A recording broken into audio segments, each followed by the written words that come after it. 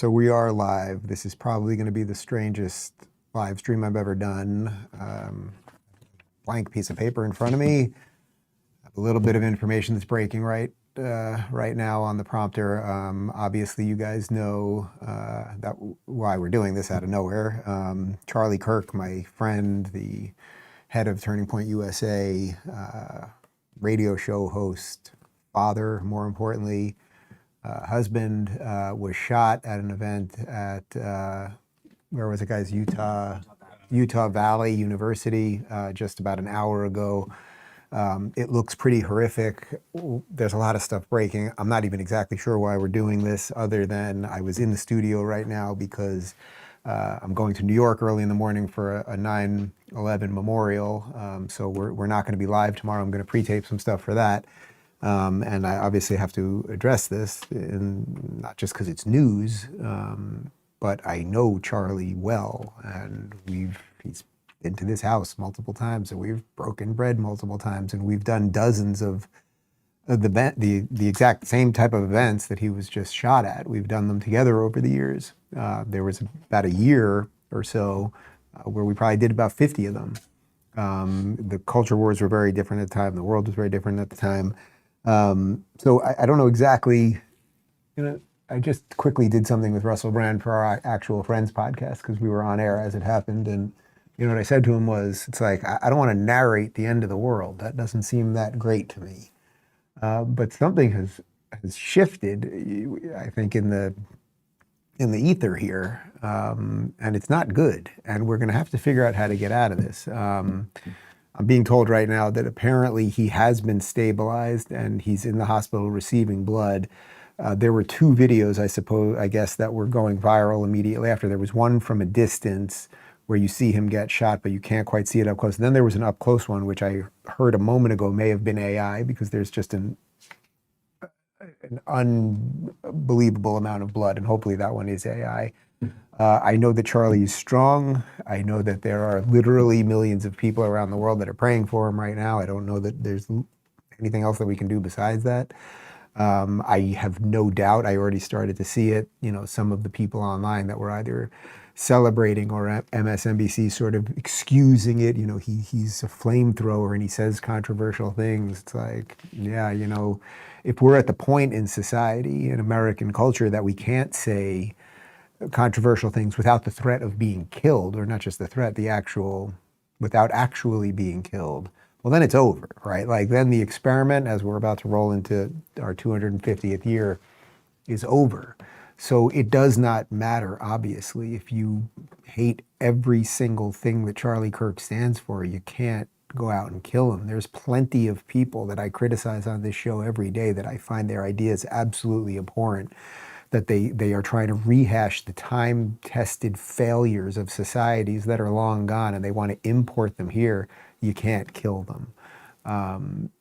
This feels like, in some sense, like the culmination of everything that's been going on for at least a decade. It's been going on way longer than that, but a decade in the sort of modern sense of where the internet's out. That a decade ago, there were some of us that were talking about safe spaces and trigger warnings, and why this stuff was going to damage a young generation of people who would be afraid of everything. And then we had people that were telling you the world was going to end in 12 years, 6 years ago, and telling you the country's systemically racist, and all of the stuff that you're just hit with on the phone all the time. And young people were just born into it and handed it. It appears, if it's correct, that the guy who did the shooting doesn't seem like a young man. It appears like it's an older guy. If that picture that I saw was correct, it doesn't even matter. I don't even feel like doing the autopsy on all of that yet. But what I can tell you about Charlie, maybe that's a better way to do it. What I can tell you about Charlie is that, Charlie and I met when, I was kind of leaving the left, right? And then our worlds started colliding. Charlie was this conservative influencer with Turning Point USA, and I was kind of leaving the left. And then suddenly we were at events together. We would say hi a couple of times. We definitely had big political differences because I was still a lefty in a lot of senses, and he was a conservative. But there was an immediate mutual respect there, and we did a lot of events together, and we've debated death penalty. I mean, we've debated serious stuff. We've debated death penalty multiple times. on opposite sides. We've debated abortion. We've talked about gay marriage. We've done all of the stuff, and we've done it publicly and we've done it privately. We've sat next to each other at weddings. He had coffee in my house about a year ago, came by for coffee. What I know about Charlie, I'm trying to think of the last time I saw him, was probably, I saw him, I think, about 4 or 5 months ago. We texted a couple weeks ago. I saw him about 4 or 5 months ago, actually, at Mar-a-Lago for a PragerU event. And Charlie, you know, look, he liked being in the fight. He likes being in the fight, I should say. He likes arguing. He likes making the point. He likes pointing out the hypocrisy. He likes doing all that. And sometimes he does it with a little bit of a flamethrower. Not as much as many in the media portray him as. But he likes fighting for America. He likes fighting for what he believes in, his values, and all of those things. And he did it honestly. And that's why I always liked him. No, I'm doing this wrong. That's why I've always liked him. Because we would always put our differences aside at the end, right? Like, and we would go to these events at these colleges, and mostly when we were doing this around 2019, 20, something like that, you know, there would be massive protests outside. There would be people throwing things at us. We'd have police escorts. Like for Charlie, he was doing it a little bit before me, so it was kind of like old hat to him. But I remember one of the first ones that I did with him, and like I wasn't used to showing up somewhere. I was a good guy on the left, you know, so I wasn't used to showing up to a college where I was going to be protested and somebody dumped hot coffee on me on one of these things, or we'd have to literally be dragged out back doors because they were pounding on the doors, or venues had to be moved. There's a famous video that I did, I think at University of New Hampshire, that's been seen millions of times. I was supposed to be doing an event there with Charlie and Candace Owens, and the two of them canceled for whatever reason that day, so it was just me there. And like thousands of protesters, they were really there, I think, to protest Charlie, but then, and they probably didn't even know that much about me. I wasn't as radical at the time. But thousands of protesters there, like shouting me down and pulling fire alarms and throwing things and interrupting. And what has this all led to?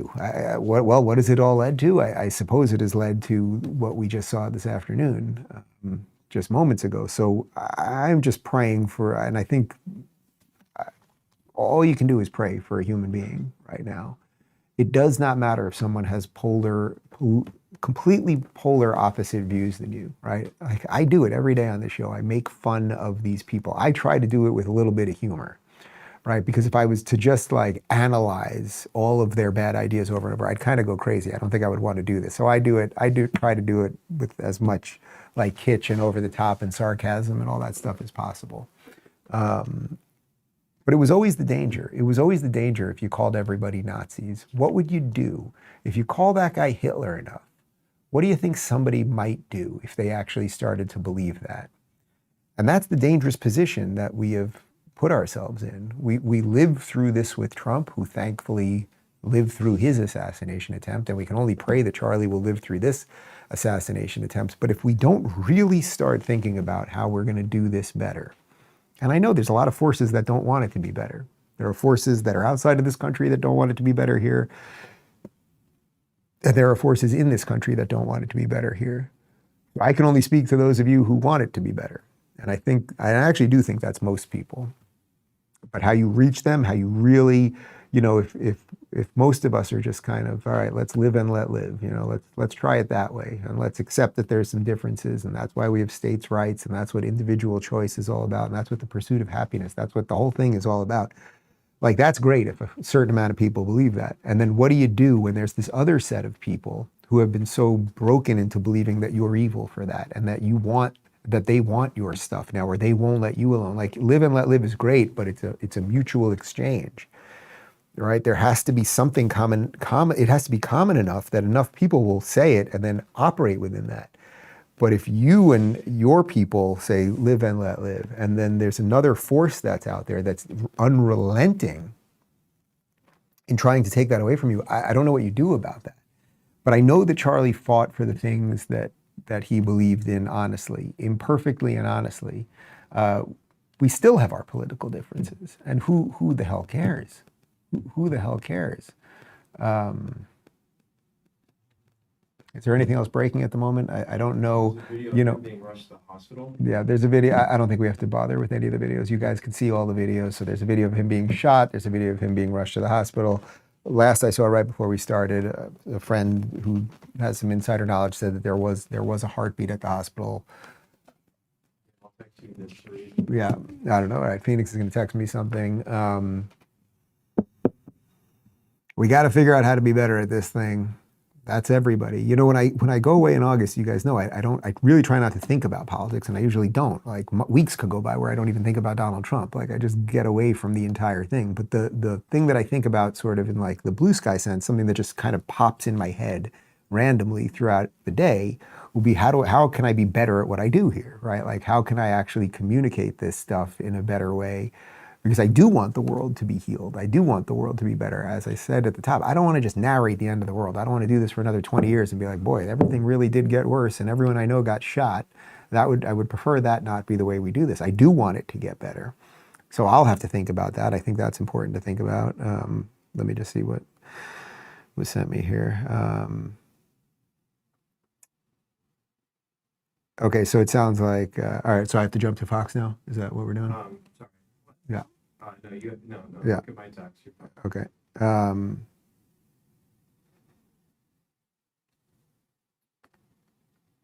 All right, he's in the hospital. It's critical. All right, I don't want to even get into the minutiae right now. I don't know. We weren't exactly sure why we were doing this. It was sort of like it was going to be a little bit, I suppose, cathartic for me. Maybe it's a little bit cathartic for you. You know, these worlds all get together. I'll tell you something. You know, when I was on tour with Jordan and Peterson in 2018, there was a night, you know, we did, I don't know, 120 some odd shows or something. And usually, Tammy, Jordan's wife, came for virtually the entire tour until she got sick. But she came for most of the other shows. David joined for a few shows, and there was one night, I think we might have been in Stockholm. I think we were somewhere in one of the Nordic countries. Maybe we were in Finland, I'm not sure. And David and Tammy were sitting in like the fifth row, and it was at the end of the show. It was a Q&A, you know, thousands of people there. We didn't have security at the time. Like, think how different the world is. Jordan has tremendous security now. We didn't have any security at the time. It was me, Jordan, and the tour manager. It's crazy that we did it like that. But Tammy and David were sitting in like the fifth row, and Jordan and I were doing the Q&A on stage, and I asked Jordan a question, and he started doing one of his amazing things with his hands and the whole thing. And he was talking about some biblical imagery, and he was describing something, but he couldn't remember all of the images that he was trying to elaborate on.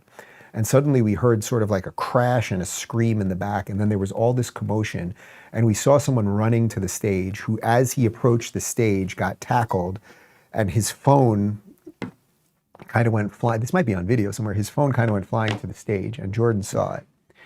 And I kind of froze. Like, I didn't know what was happening. I had no idea what was happening with someone coming to attack us or God knows what. I had no idea. And Jordan calmly, in a way that probably only Jordan could do, Jordan calmly, he looked at the phone for a second. And it turned out that the guy was a young guy. And I saw the guy. Once they tackled him, I saw him, and he just looked dazed. Like, it was like a young guy. He didn't look crazy. He just looked like dazed in his eyes. It turns out that the guy actually remembered what the biblical passage that Jordan was talking about, and he had pulled up an image on Google, and then obviously had like a little out-of-body experience. He was not trying to hurt anybody. He literally wanted to help Jordan. But when that happened, Tammy and David were sitting in the fifth row or so, and Tammy said to David that when Jordan and she decided to do this tour, that they accepted like anything could happen, like any horrible thing could happen. And David and I have laughed about this many times over the years, but David said to her, well, Dave and I never discussed that. We never had that discussion. I suspect this is going to change a little bit around safety when it comes to events that a lot of these people are doing, myself included, likely. So the world has changed, and we are now fighting things that are really not good. Look at the story. I don't want to make this political, so I'll do this in 60 seconds. But look at this, the major story in the world right now is about this 23-year-old young girl who got killed in Charlotte. And look at, if you watched our show today or yesterday, look what the main lead was on CNN. I mean, they tried to, for no reason, blame Charlie at the top of Abby Phillips' show. they said, and you know, this is fodder for people like Charlie Kirk. They brought his name into a story that had nothing to do with him. And then Van Jones claimed that Charlie was making this about race. You can't shoot them either, right? Even if you don't like their ideas, as stupid, as pathetic and thin and awful as they are. But like, what are we doing here, guys? What are we doing here? We got the most precious, freaking beautiful piece of jewelry in our hand, right? We've got the Holy Grail right here. That's what America is. And we're just like, I don't know, maybe we'll just throw it that way and throw it this way and throw it this way and see what happens. So we all got to figure out how to be better here. I pray for Charlie. I know you're praying for Charlie too. As I said, we kind of did this on the fly just because I was in studio. But so tomorrow, I will be in New York for 9/11. I'm going to be at the Cantor Fitzgerald building. They're doing a big fundraiser. Everyone knows what happened to Cantor Fitzgerald on 9/11. 4 floors of the Trade Center lost hundreds of employees. So we're going to do a little fundraiser over there. And obviously this is not going anywhere. So, all right, let's leave it there and throw in an extra prayer. You got one more prayer in you today? Throw in one more for Charlie. All right, thanks.